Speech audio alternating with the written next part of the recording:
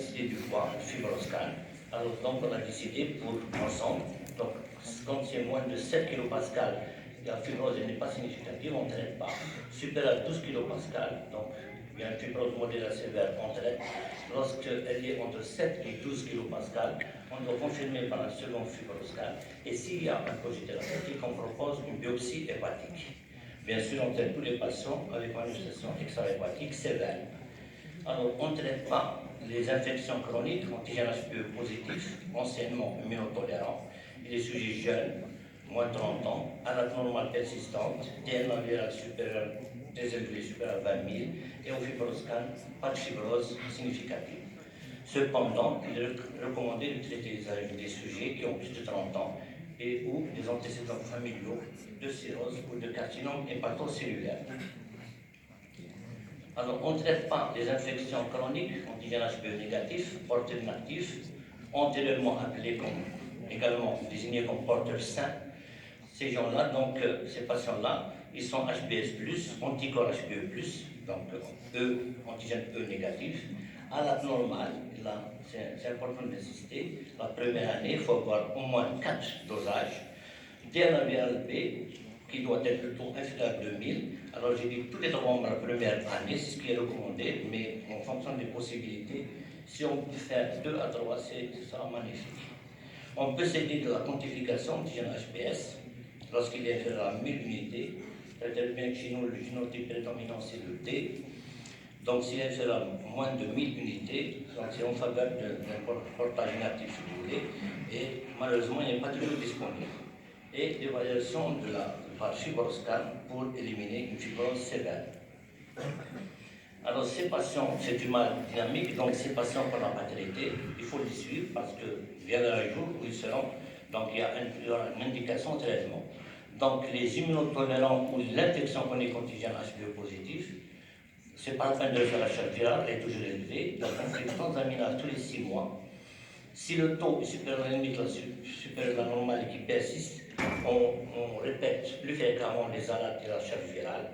On fait tout ça 12 mois le statut antigène HPE et bien sûr on fait un fibroscan si à la supérieure à la limite supérieure à la normale, un sujet de plus de 30 ans et en cas d'infection ancienne. Alors, en cas d'infection chronique antigène HPE négatif, c'est le plus difficile à suivre, ce qui est recommandé, c'est les alertes, la charge virale, et la virale B tous les 3 à 4 mois la première année, puis tous les 6 mois. On prévoit de faire un fibroscan tous les 2 à 3 ans. Et bien sûr, on évalue une éventuelle séroconversion, une perte d'antigène HPS une fois par an. Alors, quels sont les traitements disponibles? On a les analogues nucléotidiques, paraclute, anti-KB, comprimé 0,5, 1 comprimé par jour. Vous avez par exemple le télofovir, c'est 300 mg, 1 comprimé par jour. Et on a l'interféron pégylé, 180 microgrammes. Et la durée de traitement, quelle que soit la forme, c'est 48 semaines. Alors, pour des raisons purement économiques, sauf contre-indication, tous les nouveaux patients seront traités par tenofovir. Et les patients déjà sous anti-KB seront switchés vers tenofovir. Ce traitement, tenofovir comporte donc des risques sur l'os et sur le rein. Donc il faut suivre en dosant la créatinine sérique, la phosphatémie, glucosurie et protéinurie. Une fois qu'on a entamé le traitement, habituellement la durée est mal définie. Alors quand est-ce qu'on peut arrêter les analogues? Alors jamais en cas de cirrhose établie, c'est important.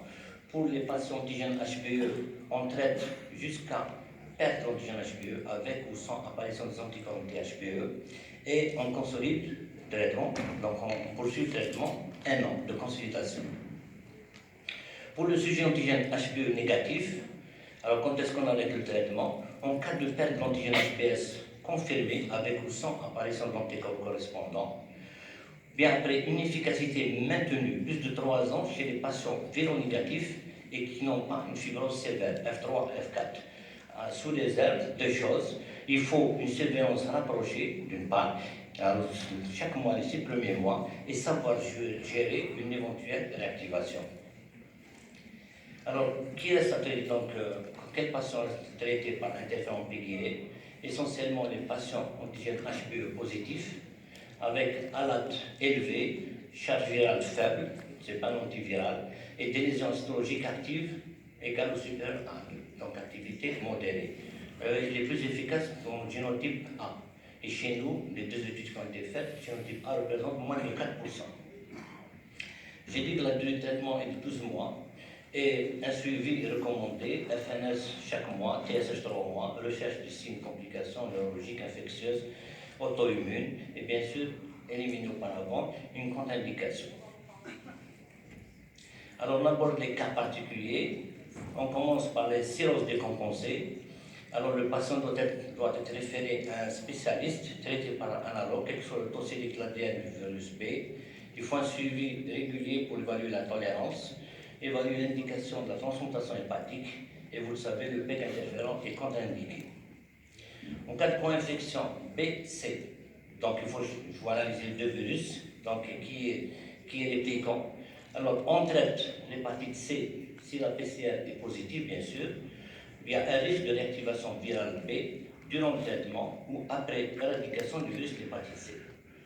On évalue l'activité B, virale B. Si donc, le traitement est indiqué, on traite comme pour le mono-infecté. Maintenant, s'il n'y a pas d'implication virale B, il n'y a pas de traitement de l'hépatite B, qu'est-ce qu'on peut proposer?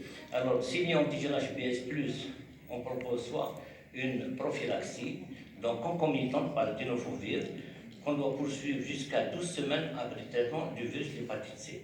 Si on ne traite pas, on peut proposer une surveillance par l'ADN, dans ce cas toutes les 4 à 8 semaines, durant le traitement de l'hépatite C et 3 mois après son arrêt. Lorsque le sujet est antigène HBs négatif, on surveille par les ALAT et on fait un DNA en cas d'hypercontaminasémie. Alors, en cas de co-infection B et D, le traitement simple, c'est le seul traitement qu'il y a, c'est l'interféron pégylé, 48 à 96 semaines, en cas d'hépatopathie compensée. Et s'il y a une réplication virale B associée, bien sûr, on donne le tenofovir. En cas de co-infection B HIV, donc le traitement antirétroviral est instauré chez tout co-infecté, quel que soit le taux de CD4 et le stade de fibrose. Ce traitement doit comporter au moins des 22 antiviraux qui sont actifs vis-à-vis des 2 virus, tenofovir, lamivudine et imbricitabine. C'est un traitement maintenu à vie et chez les patients négatifs vis-à-vis du B, on doit leur proposer systématiquement la vaccination. Chez la femme enceinte, donc, on fait le pistage d'antigène HBs lors du premier trimestre de la grossesse. Si elle est HBs+, il faut faire une évaluation au milieu spécialisé d'indication de traitement. Si la patiente est déjà sous analogue, donc il faut poursuivre si c'est tenofovir ou bien switcher vers le tenofovir. Et chez la parturiente non traitée, on fait à 6 mois un dosage de la charge virale. Et si ce dernier est supérieur à 200 000 unités internationales, on débute un traitement par tenofovir à S24 ou S28 et qu'on poursuivra 12 semaines donc dans le postpartum. Le suivi se fera par le biais des ALAT jusqu'à 3 à 6 mois après l'accouchement. Et vous le savez, la grossesse est une contre-indication au traitement par interféron pégylé. Le nouveau-né de mère antigène HBs, donc systématiquement, sérovaccination dans les 6 à 12 heures après l'accouchement, dans 2 sites différents. Ensuite, sera suivi d'une deuxième vaccination selon l'âge de 1 mois, puis on poursuit selon le calendrier vaccinal national. La réponse vaccinale doit être systématiquement évaluée par le pédiatre 1 à 4 mois après la dernière dose. Et chez un sujet donc sérovacciné, l'allaitement n'est pas contre-indiqué. Traitement chez l'enfant, les indications sont presque les mêmes que pour l'adulte. Les médicaments utilisés les seuls, c'est l'anticavir, pas plus de 2 ans, et le tenofovir chez l'enfant de plus de 2 ans, et le tenofovir pour l'enfant de plus de 12 ans. Chez le santé hépatique, la même chose, le patient doit être adressé à un spécialiste et traité par analogue. Après consultation hépatique, il faut prévenir la récidive par l'association donc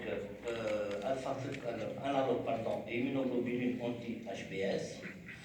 Lorsqu'il y a des patients à faible risque de récidive, on peut interrompre les immunoglobulines, mais il faut poursuivre les analogues. Il faut poursuivre la prophylaxie par analogue. En cas où le receveur est antigène HBs négatif et le don d'organe est anticorps anti-HBs positif, Là également, on recommande un traitement prophylactique à vie par analogue. Insuffisance rénale, hémodialysée, dans ce cas, il faut préférer, on n'a pas le TAF, il n'est pas disponible, donc il faut préférer l'anticavir avec des doses adaptées à la cléarance à la créatinine. Habituellement, si la cléarance à la créatinine est inférieure à 50 ou en cas d'hémolyse, on donne anticavir incomprimé à 0,5 mg une fois par semaine. Chez transplantée rénale, donc s'il y a antigène HBS+, soit traitement, soit prophylaxie, selon les recommandations. Lorsqu'il est anticorps HBC positif, on évalue les ALAT.